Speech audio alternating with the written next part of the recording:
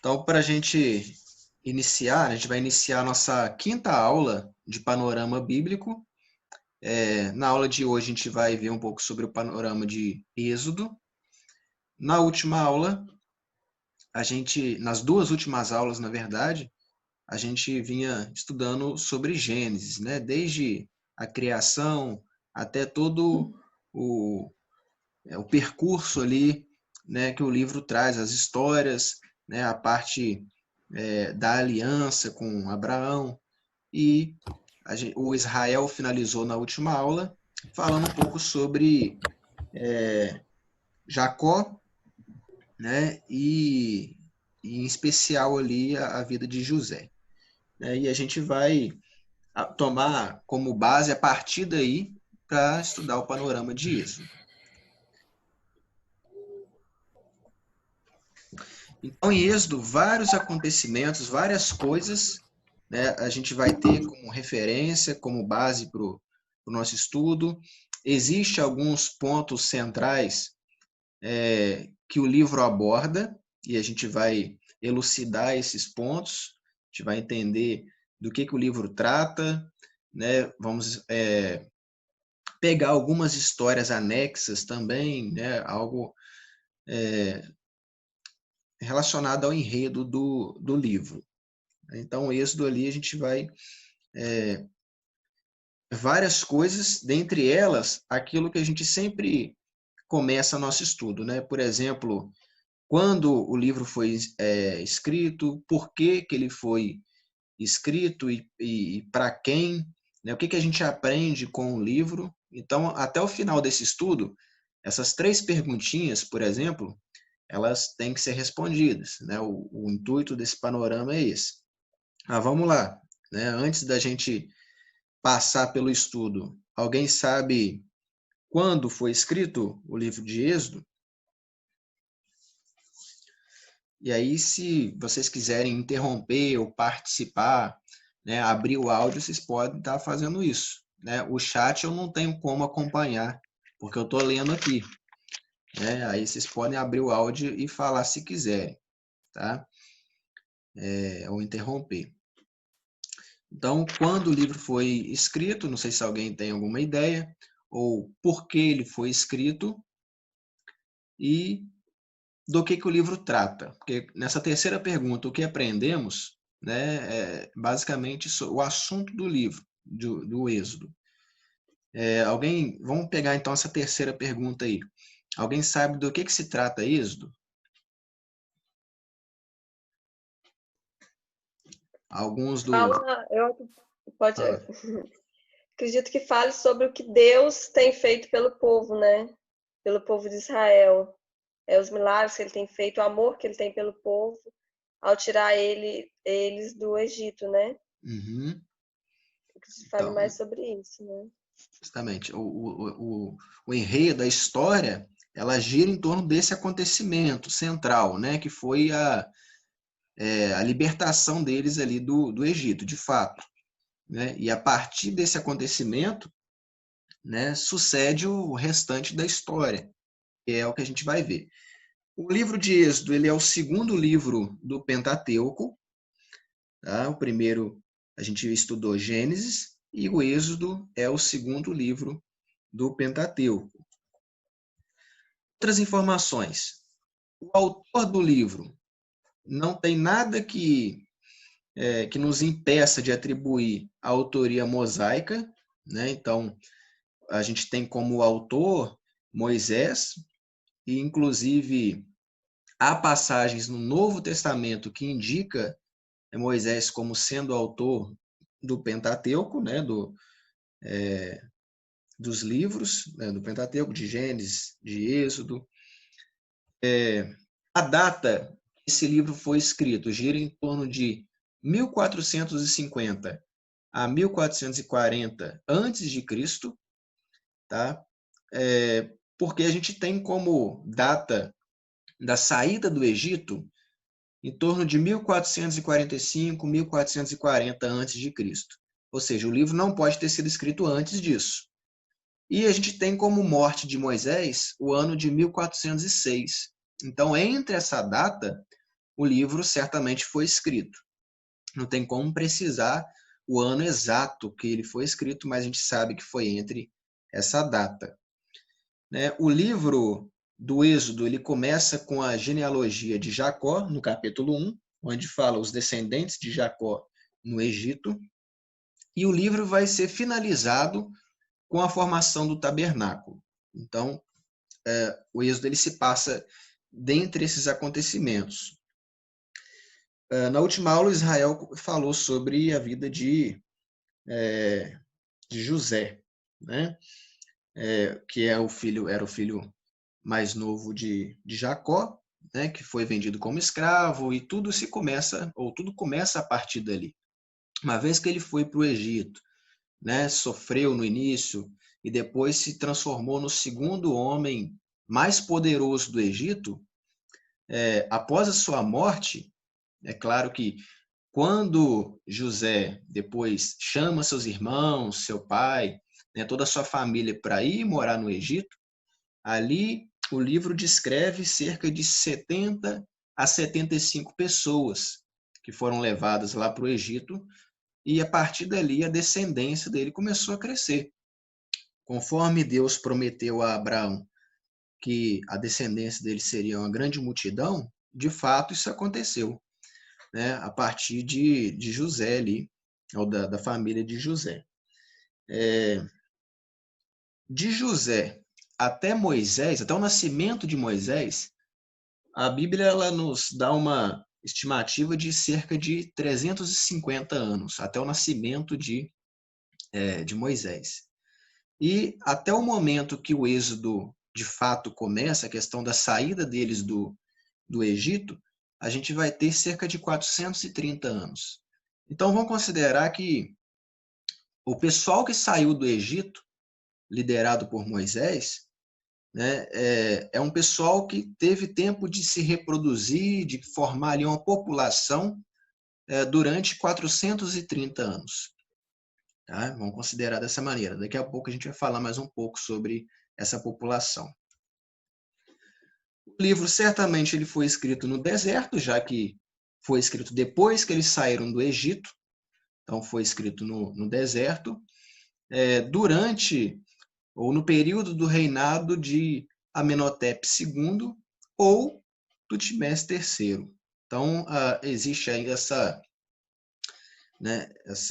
variação aí, não se tem certeza de quem era o faraó na época que Moisés saiu ali do Egito, ou quando ele escreveu o Êxodo, né, o livro de Êxodo. O alvo, certamente, é o povo de Israel. Moisés escreveu para eles e para a posteridade, porque, né, conforme a Lia falou, né, o livro ele traz ali as grandes obras que Deus fez, né, para o povo, a libertação do povo, e certamente isso teria que ficar registrado para a descendência perceber, para a descendência saber do Deus que ele serve, do que foi feito para essa história não morrer. Né? Então foi escrito para o povo de Israel. E a gente tem algumas partes-chave desse livro. Né? O capítulo-chave é o capítulo 12, né? O versículo-chave, na verdade não tem um, mas alguns sugerem o versículo 2, 24. E a palavra-chave desse livro é a palavra salvação. E a gente vai entender o porquê da palavra salvação, em que contexto, ou em quais contextos ela é empregada aqui no livro.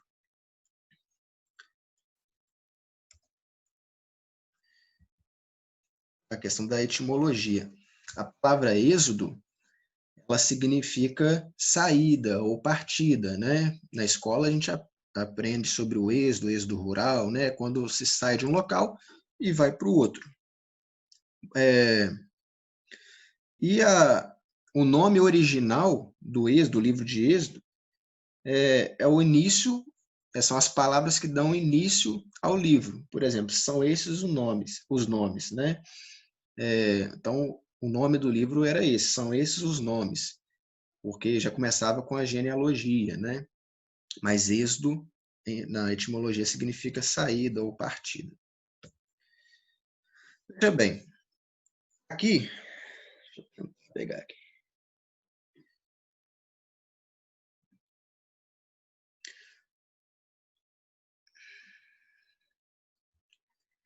Se você observar esse mapinha aqui, que mostra aqui o nordeste do Egito, né, o norte do Egito, onde a gente tem aqui a cidade de Ramsés. Está todo mundo conseguindo ver? Espero que sim, né? Se alguém não estiver ouvindo direito ou vendo, é só você dar um sinalzinho aí ou falar. Essa cidade Ramsés aqui é onde o faraó vivia, né? A cidade do faraó mesmo. E essa região aqui, chamada de Gozen, ou Gozen, é onde os hebreus viviam. Tá? Os hebreus viviam num delta, né, entre dois rios, tinha largura de cerca de 40 a 50 quilômetros de extensão, e eles viviam nessa região aqui, enquanto o faraó em si ele vivia nessa cidade. E o êxodo em si, a saída, né, do povo, foi tida dali de Ramsés, né, onde os escravos estavam no momento da libertação, e a seta indica o provável percurso, apesar de que a teologia ela indica, né, os estudos mostram ali talvez 3 ou mais possíveis percursos para o êxodo, mas a rota provável seria essa daqui, né? Até aqui embaixo na península do Sinai, onde a gente encontra o Monte Sinai aqui, tá vendo? E eles prosseguem, né, até a terra de Canaã, no final das contas, que é essa região toda aqui. Tá vendo? Esse passeiozinho que durou em torno de 40 anos, não foi isso? Que a gente aprende lá na escola dominical. Então, essa é a provável rota do êxodo.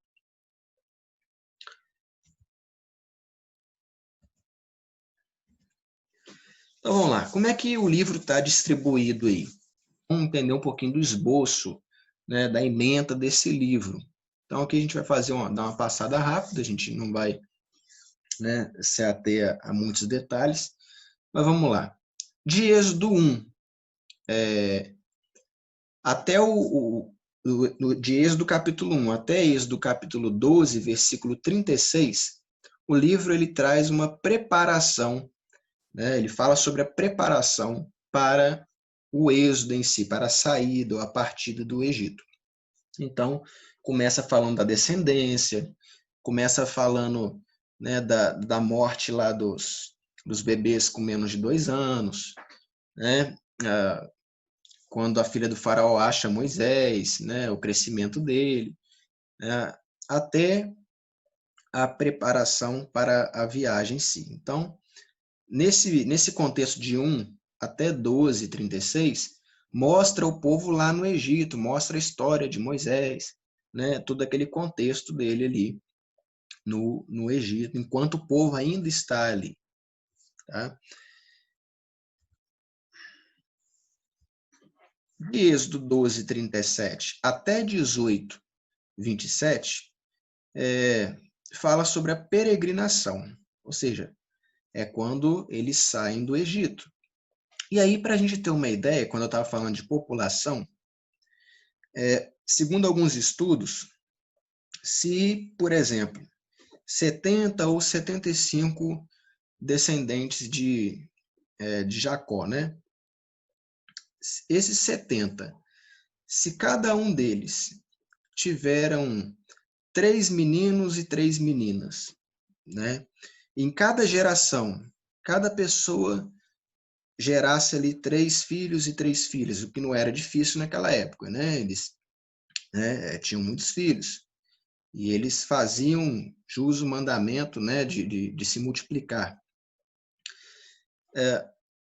Alguns sugerem que até a saída, ou seja, 430 anos depois, você não teria uma população menor do que 2 milhões de pessoas. Tá? Se você observar na Bíblia, nesse momento da peregrinação, fala que 600 mil homens, né, peregrinaram. E a Bíblia, normalmente, quando ela dá números de população, ela se refere aos homens, né? Ou seja, Moisés não saiu do Egito só carregando homem. Não foram só 600 mil homens que saíram do Egito.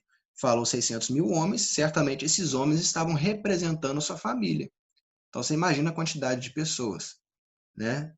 Beirava ali pelo menos 2 milhões de pessoas, né, que saíram do Egito. Então, quando fala grande população, era grande mesmo. De Êxodo 19 até 23, o livro ele traz o assunto legislação, né? As leis de Deus, os mandamentos de Deus, o decálogo, né, que são os 10 mandamentos, além das outras leis, porque os 10 mandamentos, na verdade, são um resumo de vários mandamentos ou várias leis de Deus. Mais de 600 leis que Deus estabeleceu, né? Tudo guardado ali, ou tudo comprimido dentro do decálogo, que são os 10 mandamentos. Ok? Então, nesse intervalo de Êxodo 19 até 23, o livro traz aí as leis, a legislação daquele povo. Cada assunto desse, ou alguns assuntos desses, a gente vai retomar mais à frente. Êxodo 24 fala sobre a aprovação do povo de Deus, né? Quando eles saem da terra do Egito, quando eles se fixam ali na base do Monte Sinai, né? Eles armam acampamento ali, habitação ali, e ali eles fazem sacrifícios, né? A princípio, em Êxodo 24, mostra a aprovação de Deus para com aquele povo, porque a Bíblia diz que eles fizeram sacrifícios, comeram e beberam na presença de Deus. E a Bíblia fala que eles viram Deus, né? Viram os pés de Deus, né? E aí, claro que ela traz, a Bíblia traz esses pés de Deus como pedras preciosas, assim como a gente viu um pouco essa linguagem lá em Apocalipse também, tá? Nos versículos 9, 10 e 11, vocês podem estar conferindo em Êxodo 24, versículos 9, 10 e 11, fala sobre esse viram Deus, né? O comeram na presença de Deus, revela uma aprovação de Deus. Deus se permitiu, né, ser visto por aquele povo. Estou colocando Jardel aí na conversa, tá? Não dá muita atenção para ele, não.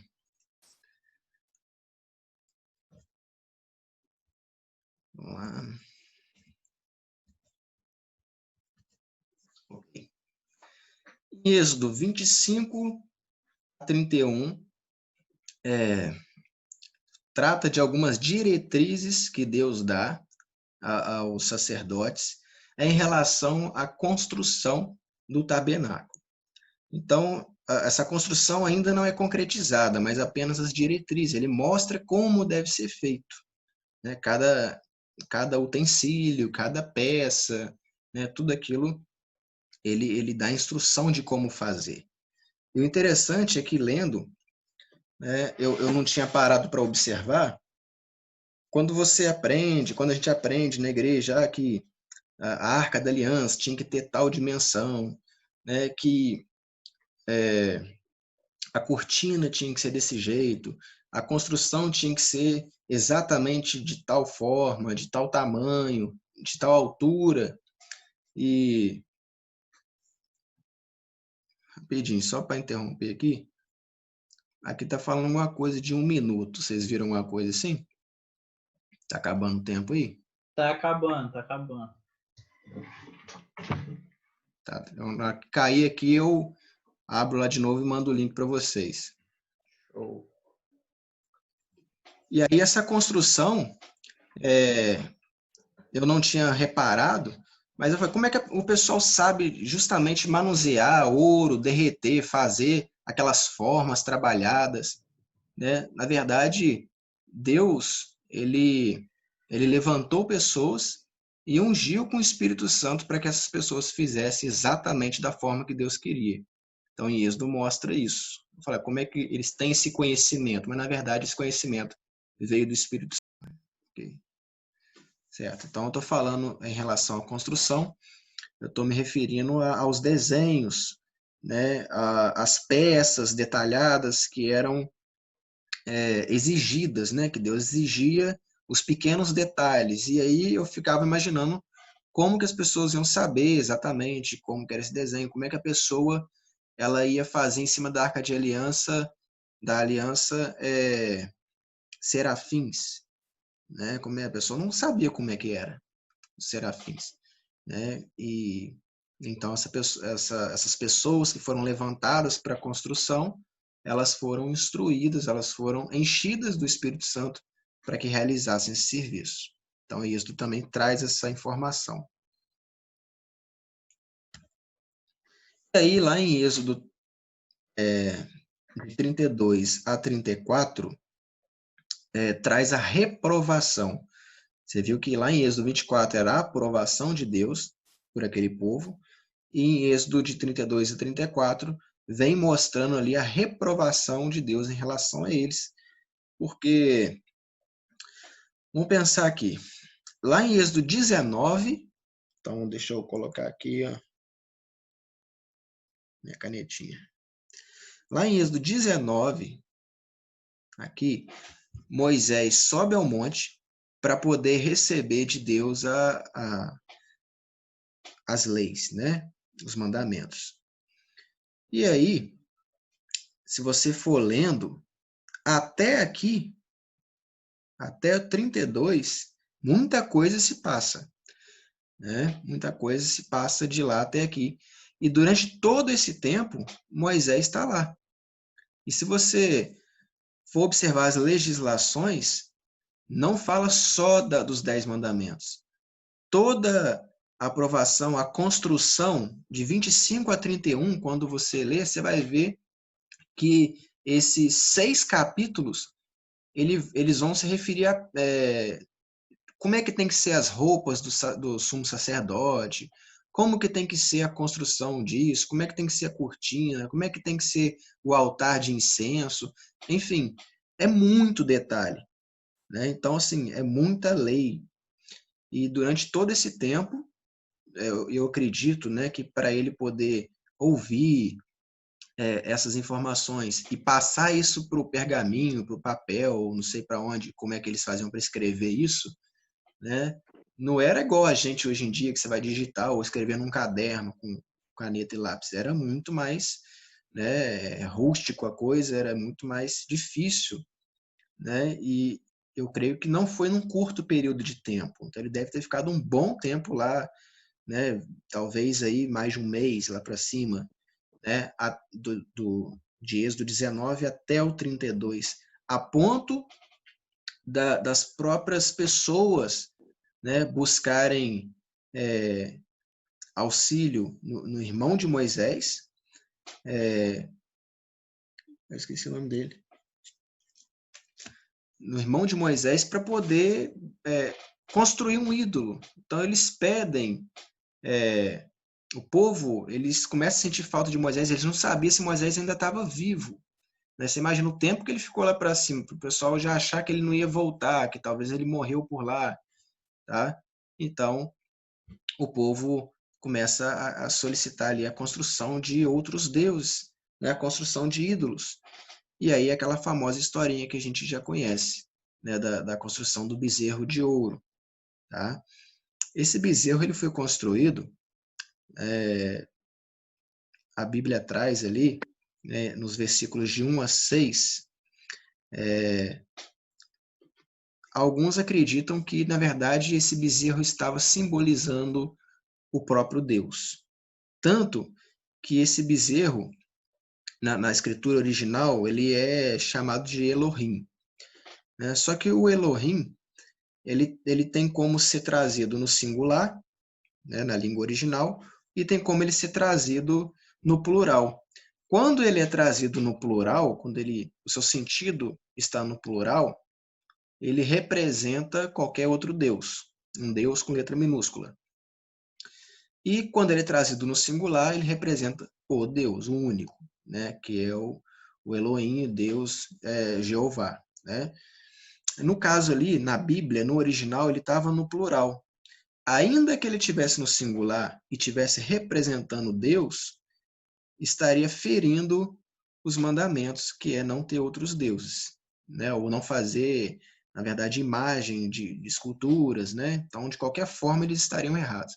Mas estão mais errados porque eles fizeram um Deus que não é o Deus, né? Fizeram um Deus, possivelmente, né? O Israel falou um pouco sobre isso lá, né? O Deus Apis, né?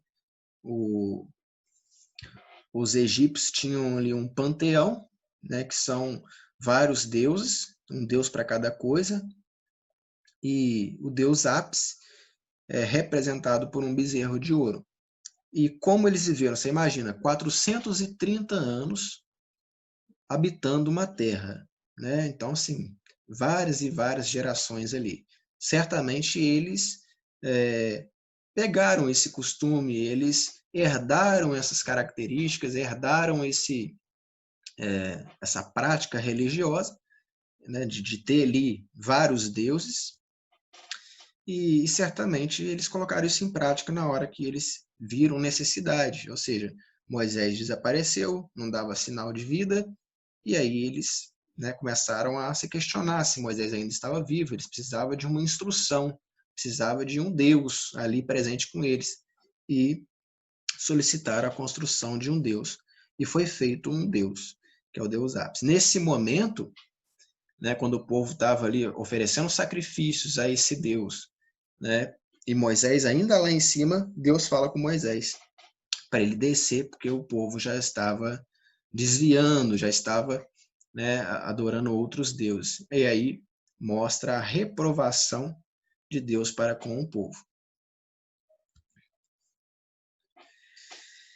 Em Êxodo 35 a 40, aí sim, novamente a gente vai falar de construção, mas nesse momento, de fato, Deus levanta as pessoas para construir, começa ali a construção dos artifícios do tabernáculo e o próprio tabernáculo no final do livro. Então, ali a construção da arca, propiciatório, da mesa, do candelabro, das cortinas, enfim. Cada instrumento desse, cada peça dessa que ia compor o tabernáculo, deveria ter um significado, a gente vai ver logo mais, tinha que ser feito exatamente como Deus quis, tá? Ou queria, naquela época, e, portanto, ele levantou pessoas para poder fazer isso. Aqui mostra um pouco sobre a cronologia de Êxodo, tá?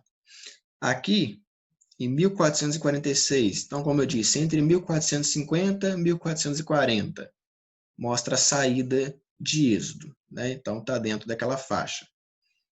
E até 1406, ou seja, exatamente 40 anos, eles chegam à porta de Canaã.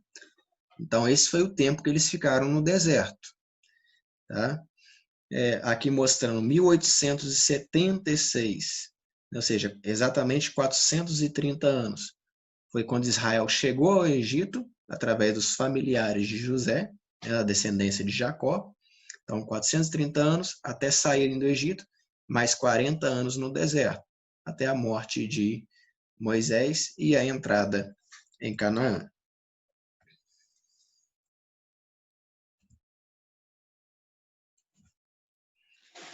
Alguns destaques aí do livro. Antes disso, alguém tem alguma colocação aí? Alguém quer comentar alguma coisa? Qualquer coisa, só chama aí.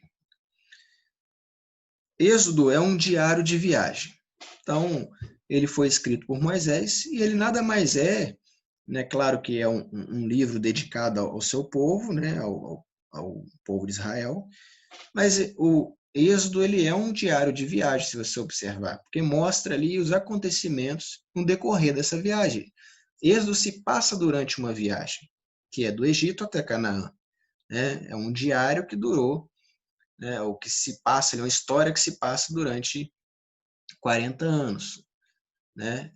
Fora o início ali, né? Êxodo 1, que mostra a descendência de Jacó no Egito. Então, ao todo, né? Êxodo tem contido nas suas páginas, né, mais de 450 anos de história.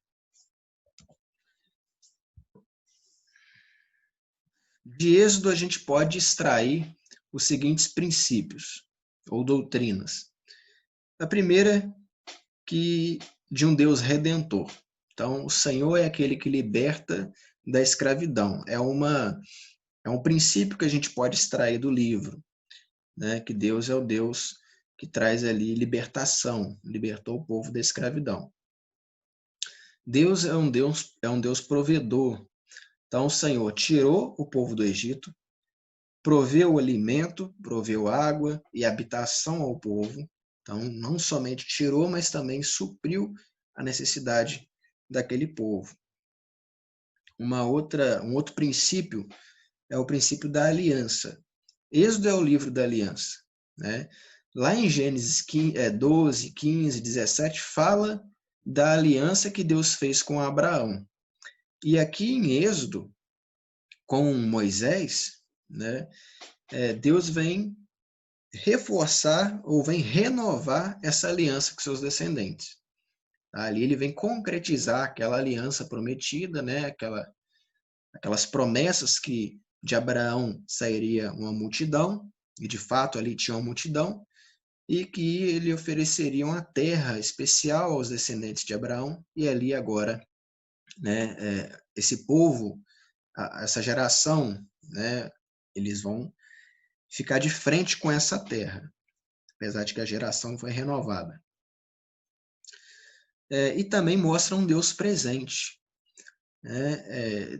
Deus não só ficava de longe, né, mostrando o povo, né, como se deve fazer, mas bem como ele ficava, né, com o povo. Ele estava com o povo, principalmente pela pessoa de Moisés, mas a gente vai ver isso principalmente em Levíticos, né, em Levítico, que o Israel vai trazer na próxima aula, a presença de Deus com o povo. Então Deus ele não tem ali né, ele não tem distância do povo, ele não fica de longe só ditando como se deve fazer, mas ele está lá junto com o povo. Em Êxodo a gente já pode ver um pouco disso.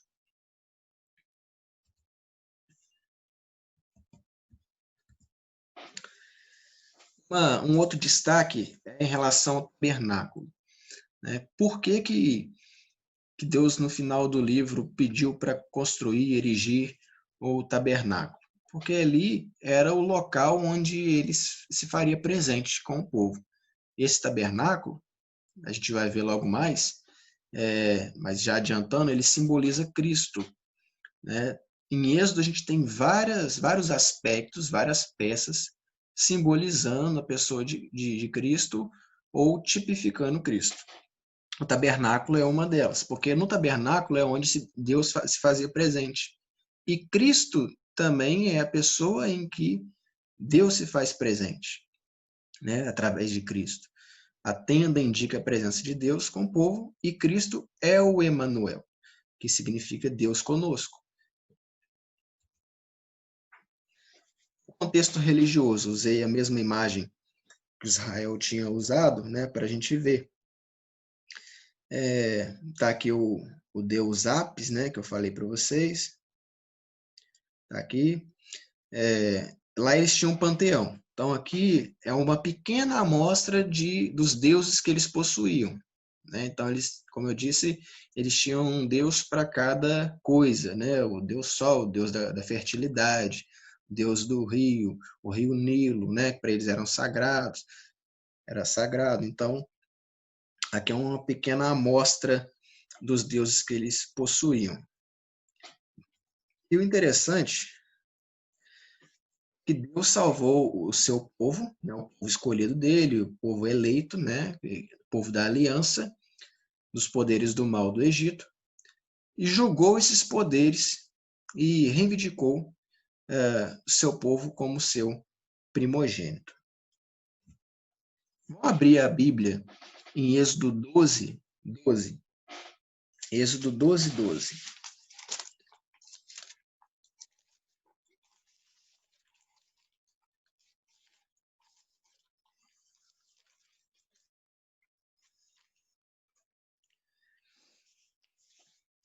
Ok?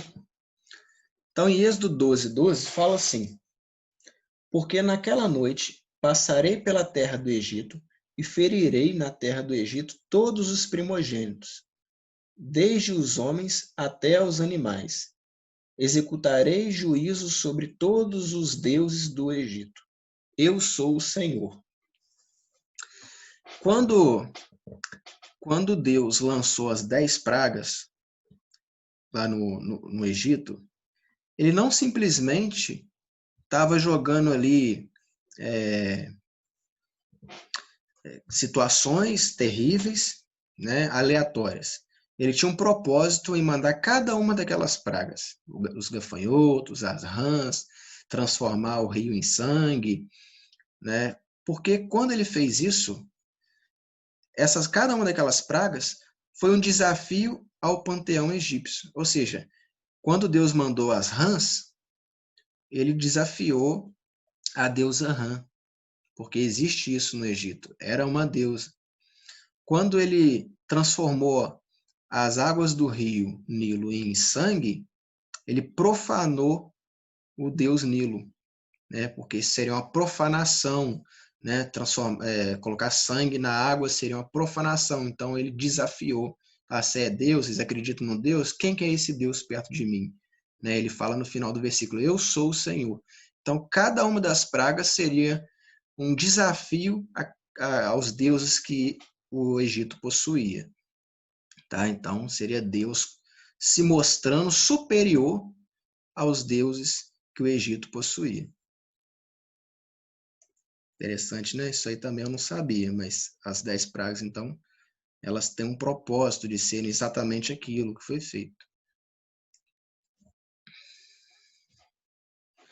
Bem, aqui em Êxodo 20, a gente tem os 10 mandamentos, né? A gente divide esses 10 mandamentos da seguinte forma. Eu falei para vocês que o Decálogo, que são os 10 mandamentos, resume mais de 600 mandamentos, né, instituídos ali por Deus ao seu povo.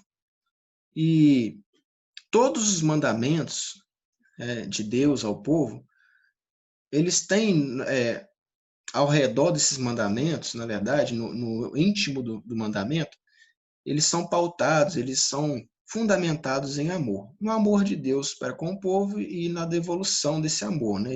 Deus espera que a gente o ame de todo o coração.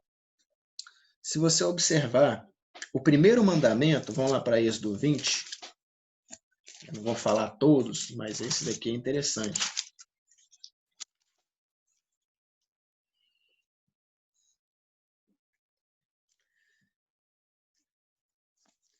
Então começa, né? Não terás outros deuses diante de mim, no versículo 3, né?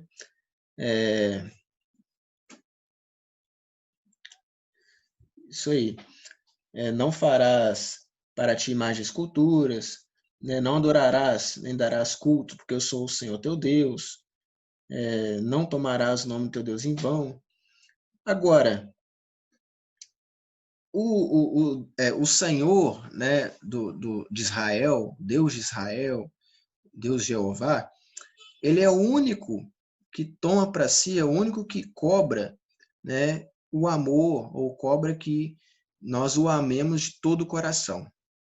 Se você observar e estudar naquele contexto do Oriente Próximo, né, ali nenhum dos deuses exigia isso né, do seu povo, vamos dizer assim, né? Então o povo que tinha outros deuses, né, aqueles deuses, segundo eles, não exigia, né, esse amor, eles não colocam um amor de todo o coração desses deuses para com o povo deles e nem deles para com esses deuses. Então, o nosso Deus é o único que cobra de fato esse amor, que nos ama, demonstra esse amor e cobra esse amor.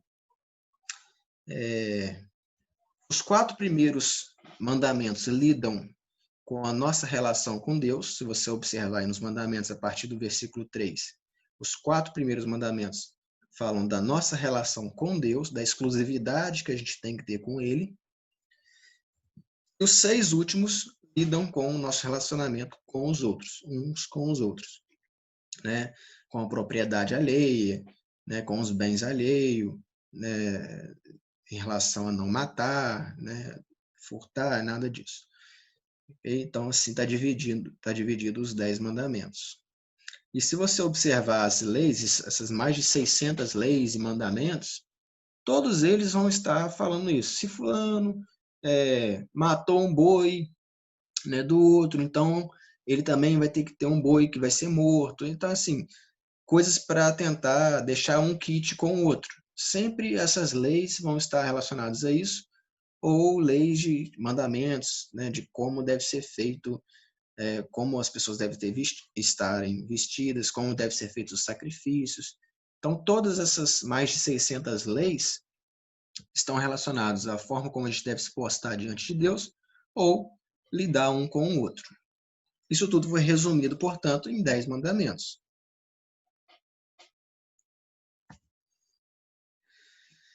Outros tratados e códigos de relacionamento existiam no Antigo Oriente Próximo, por exemplo, na Mesopotâmia. Já ouviram falar na escola do Código de Hammurabi, né? Que foi escrito aproximadamente 1700 antes de Cristo. Então, ou seja, bem antes dos 10 mandamentos, já tinham códigos, já tinham regras de conduta de como as pessoas deveriam viver. Né? Nesse código de Hammurabi, por exemplo, tinha lá o olho por olho, dente por dente, né? Essas coisas. E era o primeiro código civil bem estruturado, né? que regia dentro de uma sociedade organizada. Né? E, portanto, já existiam outros códigos naquela época, mas os 10 mandamentos, eles foram feitos especificamente para o povo de Deus. E os simbolismos. Se tiver tampando aí, dá para vocês fecharem e arrastarem aí essa janela. Então vamos lá. Moisés. Como eu disse para vocês, várias coisas apontam para a pessoa de Cristo. Moisés era uma delas.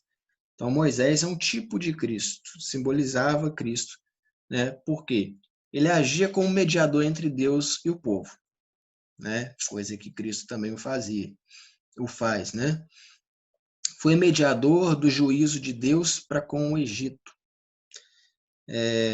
Moisés, ele guia o seu povo pelo deserto até a terra prometida. Né? Então, você vê aí muita coisa, né, relacionada, por exemplo, quando fala deserto, né, é uma situação difícil, ou a nossa própria vivência aqui na terra, muitas vezes retratada como se fosse um deserto, e a terra prometida é a Nova Jerusalém. Ele intercede pelo seu povo, né, cristão intercessor. Foi mediador da nova aliança, né, a nova aliança que Deus renovou com os hebreus lá na terra do Egito, né, e que ele firmou essa aliança originalmente com Abraão. Então, tudo isso apontando para a vinda do verdadeiro tabernáculo, que é o Cristo encarnado. Alguns outros simbolismos aqui. O significado espiritual do tabernáculo. Primeiro, as cortinas exterior do pátio. Eu coloquei alguns aspectos do tabernáculo, não todos. Mas, por exemplo, as cortinas exterior, né, mostra uma separação, né, mostra que Deus ele fez separação entre o seu povo e os demais povos. Então, ali já tem um significado essas cortinas exteriores. Mostra um povo separado. Os locais de sacrifícios, era estabelecido um local próprio, né, para sacrifício do povo. É falado também em Êxodo uma mesa com 12 pães. Essa mesa tinha que ser de um tamanho certo. Esses 12 pães representavam as 12 tribos, né, originais. Um candeeiro com 7 lâmpadas. Quando Deus instruiu fazer um candeeiro, ele falou que tinha que ter 7 lâmpadas. O 7 na Bíblia, ele muitas vezes retrata a perfeição. E esse candeeiro com 7 lâmpadas, luzes, vem retratar a obra perfeita de Cristo. A do incenso, que significava as orações dos santos. A cortina do Santo dos Santos, né, que era a cortina que separava a presença de Deus santo dos homens, né, que não são puros, né? Então haveria de ser separado. Deus não podia ficar ou ser visível. Ele tinha que ter essa cortina. Tanto que quando Cristo morreu, essa cortina do Santo dos Santos foi rasgada, né? Ela foi aberta. Agora sim o homem tem acesso a Deus. Antes ele não tinha acesso, somente o sumo sacerdote tinha acesso. Depois que o verdadeiro sumo sacerdote, que é Cristo, veio, completou a sua obra perfeita, então já não precisa mais da cortina, né? A Arca da Aliança é o propiciatório, né? Ou seja, representava a presença de Deus em si. Então, por isso que ela era tão sagrada, era o artefato mais sagrado que tinha no tabernáculo, tá? E o propiciatório era onde ocorria ali, depois que acontecia o sacrifício, o sangue desse animal era aspergido na Arca da Aliança, né? Ou seja, porque para haver remissão de pecado tem que ter sangue. Então sempre foi assim. É por isso que fala, Cristo não podia ter vindo, por que ele teve que morrer? Né? Porque o salário do pecado é a morte, e para haver remissão de pecado tem que ter sangue. Então, de fato, Cristo tinha que ter morrido, né? Senão a gente não seria remido. E o propiciatório era isso, seria uma troca, né? A remissão do pecado, o troco do sangue do sacrifício. Uma pergunta? Agora vocês podem abrir o áudio, se quiserem.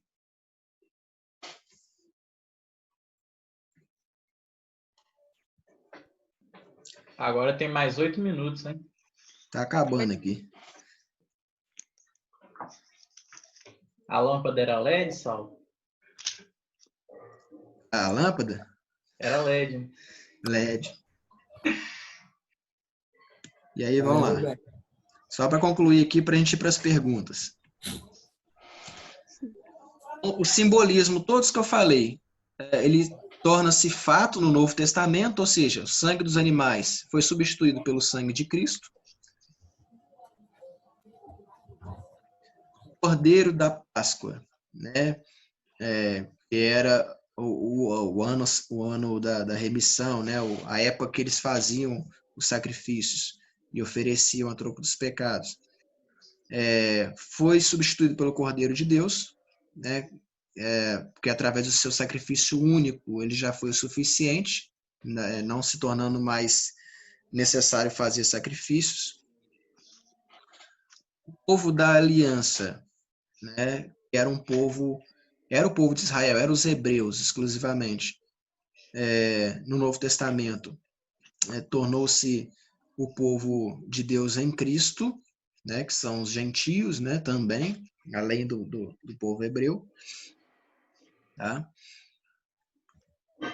Algumas referências aí para vocês lerem nessa quarentena. Vamos lá. Primeira pergunta aí, quem quer responder? Os 5 primeiros livros da Bíblia. Nossa, mas não deu nem tempo.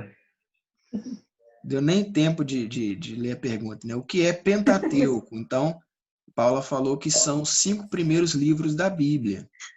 Então, às vezes, a gente está falando de Pentateuco, que tem gente que às vezes está comendo mosca ainda. Ah, o que é Pentateuco mesmo? Penta é 5, né? O Brasil é Pentacampeão. Então, Pentateuco, 5 primeiros livros. Ok. Olha lá, segunda pergunta, hein? Leia rápido, hein, João?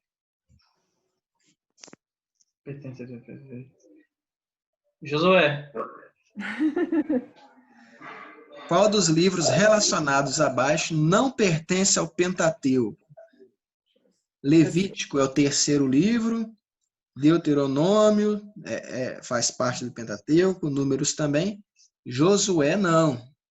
Resposta correta para mim. Apesar dele ser um personagem, né, que vai aparecer no Pentateuco, mas o livro dele não faz parte. Ok. E a última pergunta.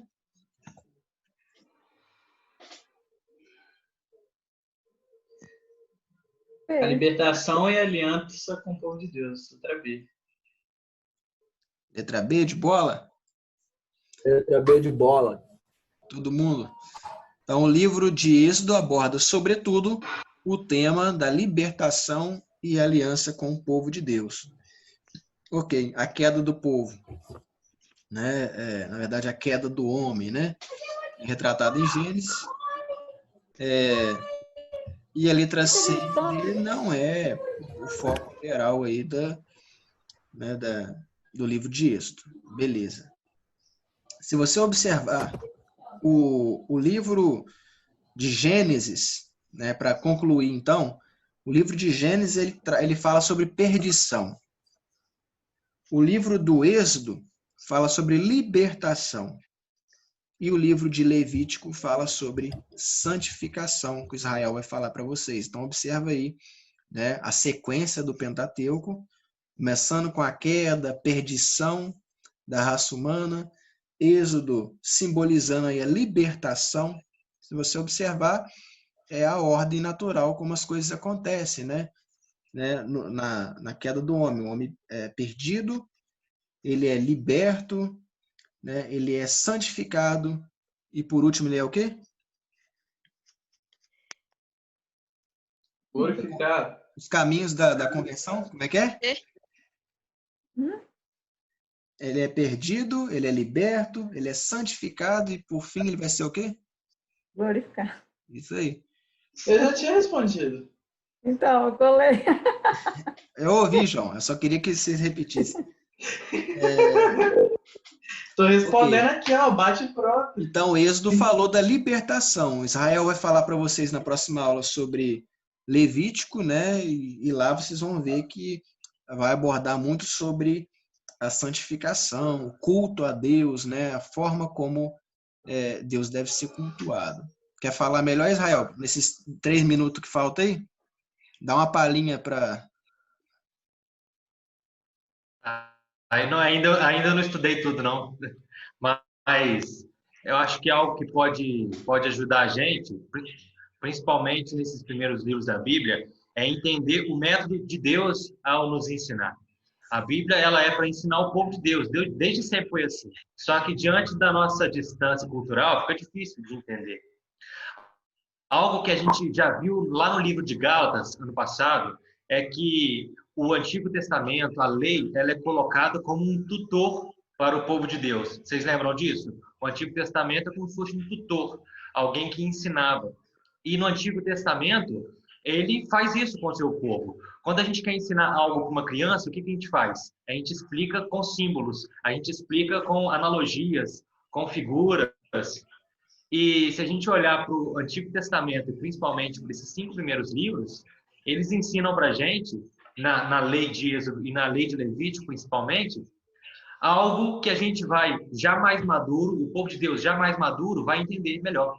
Então, aqui ele vem colocando, igual você falou, várias figuras, como o Cordeiro Pascal, como a figura de Moisés, como sendo o mediador, vem colocando o tabernáculo, o véu, algumas leis para demonstrar a santidade de Deus, tudo isso para nos ensinar e para que depois, principalmente depois de Cristo, no Novo Testamento, a gente entender melhor aquilo que já foi ensinado, mas agora não mais em analogia, não mais em ilustração, mas algo na mais realidade, né? na realidade do significado. Eu acho que isso serve para o livro de Êxodo e vai nos dar uma introdução que a gente vai ver na semana que vem no Levítico. Então, sexta-feira, 7 horas, a gente vai ter aí o professor Israel falando para a gente um pouquinho sobre Levítico. Beleza, pessoal? Nosso tempo está acabando aí e espero que tenha ajudado vocês de alguma forma aí nesse estudo.